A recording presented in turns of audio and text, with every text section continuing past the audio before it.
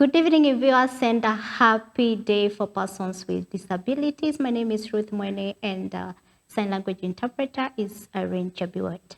And to our news. Today marks the celebration of International Day for Persons with Disabilities, a day dedicated to honoring the champions who demonstrate that strength manifests in many forms and abilities shine in countless ways. The global commemoration is serving as a powerful call to action for governments, organizations, and communities worldwide to solidify their commitment to building a more inclusive society. The core message of this year's observation emphasizes the need for continuous support and recognition, urging stakeholders to create a world where everyone feels seen, supported, and included, not just today, but every single day.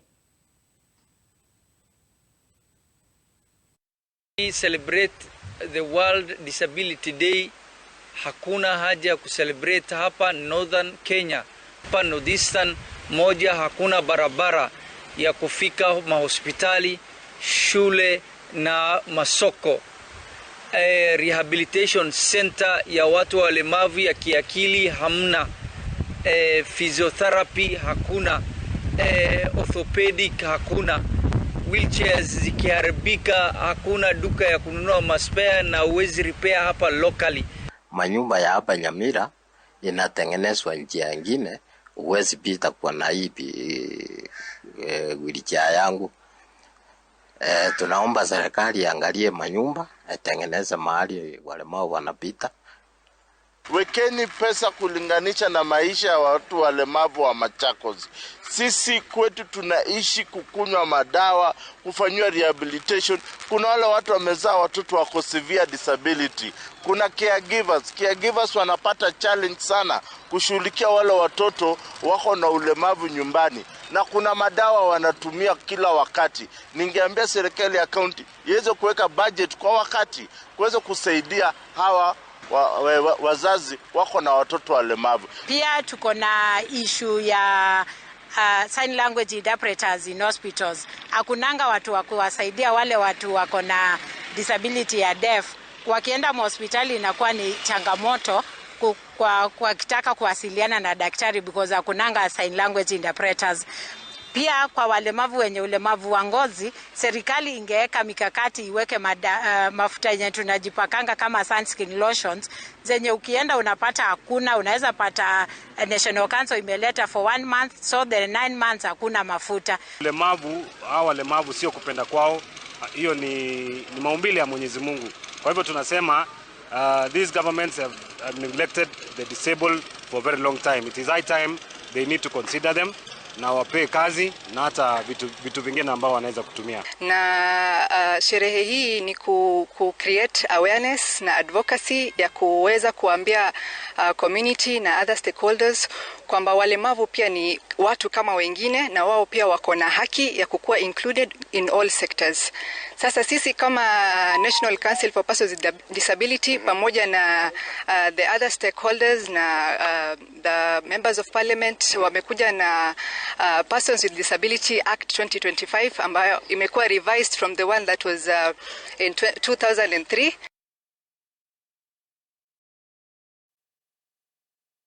Were marred by a significant challenge concerning the accessibility and privacy of voting for persons with disabilities, according to election observers.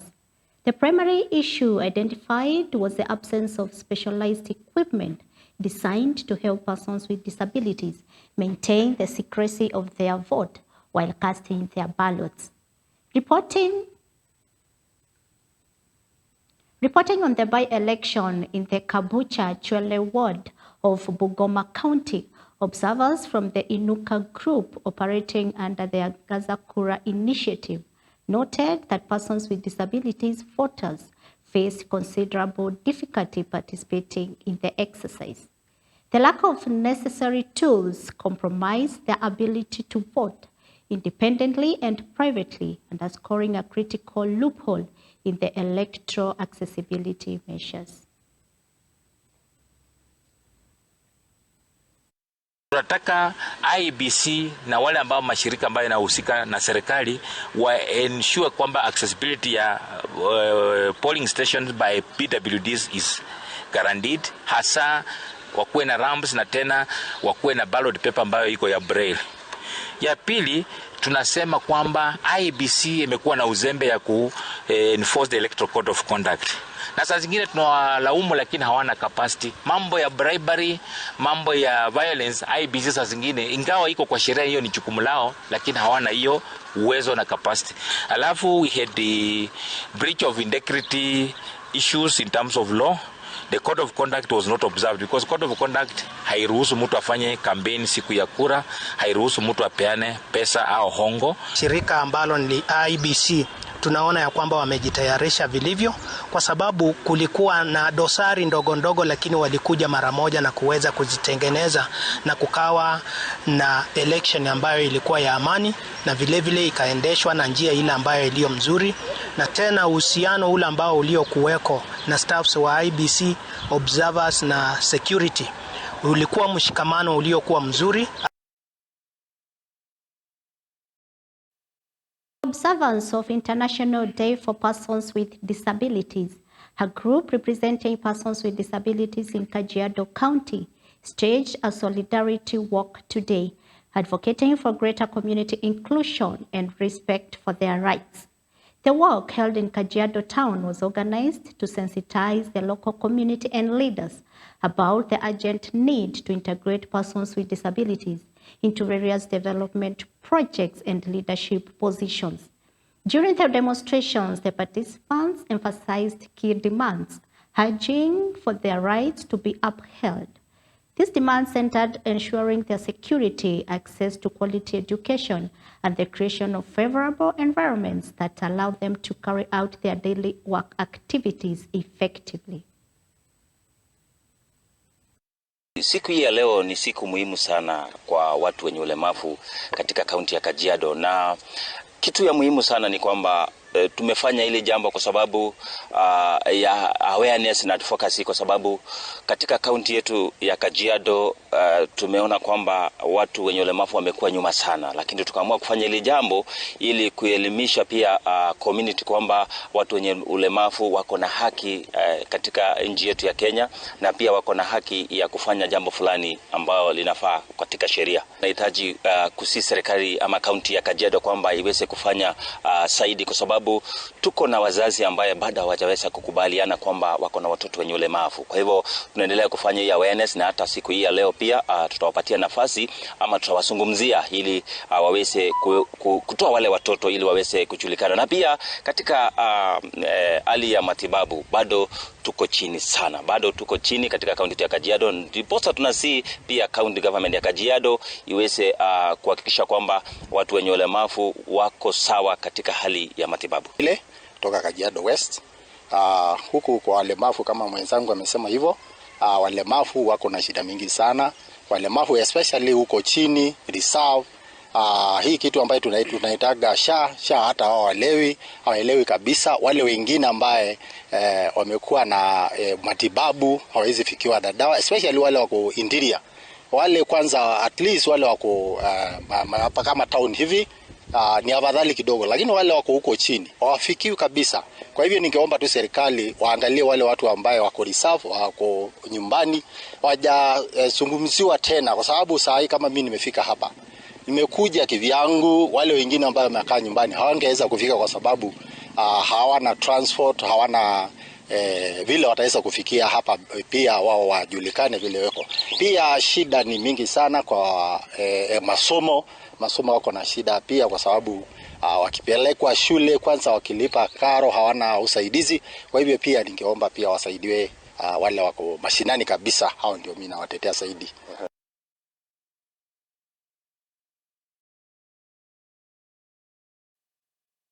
Observation Group has released a comprehensive report detailing daunting concerns over electoral integrity following the recent by-elections concluded on November 27th. During a press briefing held on Wednesday, the election observer stated that it has recorded numerous flaws in the electoral process, primarily citing cases of blatant electoral violence, harassment, and political interference that were propagated by various political functions throughout the campaign period.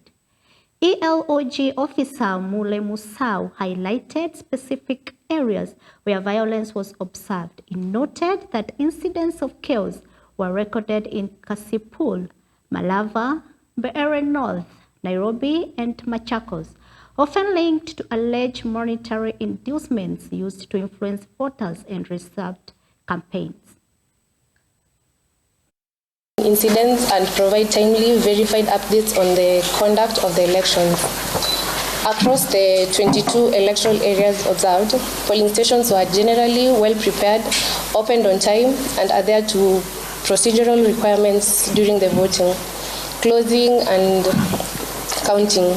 Strategic materials were available, KIMS kits functioned with minimal disruption, and ballot handling during the counting was largely transparent and compliant with the law. Its technical capability, which was demonstrated on D-Day by IEBC, ELOG documented a series of incidences that undermine the integrity of the process across all the affected electoral units. ELOG recognizes that elections are not merely technical exercises. They are political processes that require robust safeguards against any form of interference. And in this regard, we feel that IEBC failed to adequately address systemic vulnerabilities and external interference that undermine the integrity of the electoral environment. These recommendations are directed to different institutions, starting with IEBC. These polls were the first major test for the IEBC new leadership since 2022 general elections. The Commission's ability to deliver transparent and credible election remains under scrutiny. Accordingly, therefore, ELOG recommends the following to IEBC.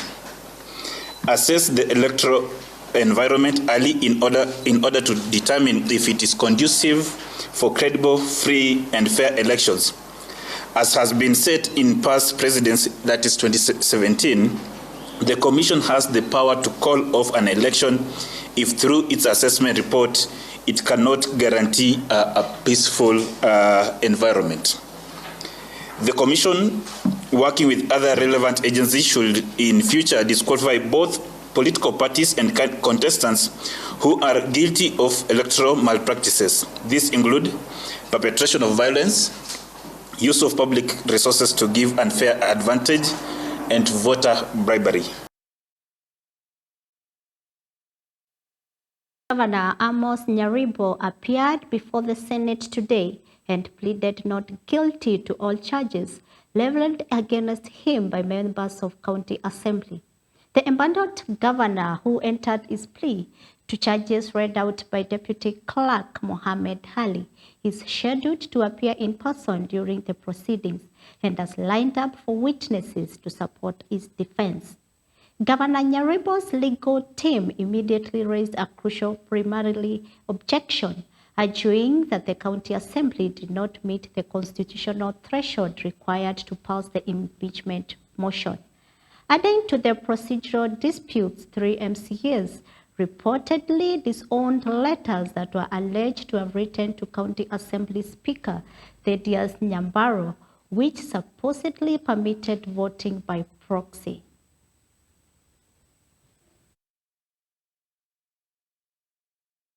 Except as otherwise provided by this Constitution, this Act, the County Governments Act, or in any other legislation, any question proposed for decision by the County Assembly shall be determined by a majority of the members of the County Assembly present and voting. Can you be present in absentia? It's an oxymoron. When he runs and seeks refuge at standing order number 1, standing procedure, therefore the Speaker cannot run and innovate when there is a clear provision of the law. Thank you, my learned friend.